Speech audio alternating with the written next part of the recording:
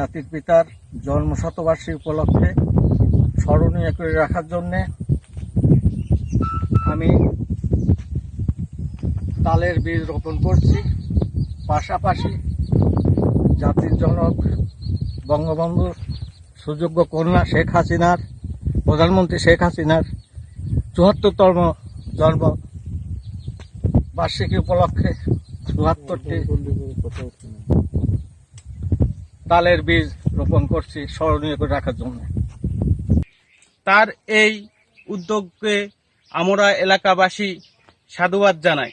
বীর মুক্তিযোদ্ধা মোহাম্মদ আব্দুল সাত্তার মণ্ডলের এই মহান উদ্যোগের আমরা বিশ্বাস করি বঙ্গবন্ধু শেখ মুজিবুর রহমান তার কর্ম দ্বারা হাজার বছর বেঁচে থাকবেন, যুগের পর যুগ।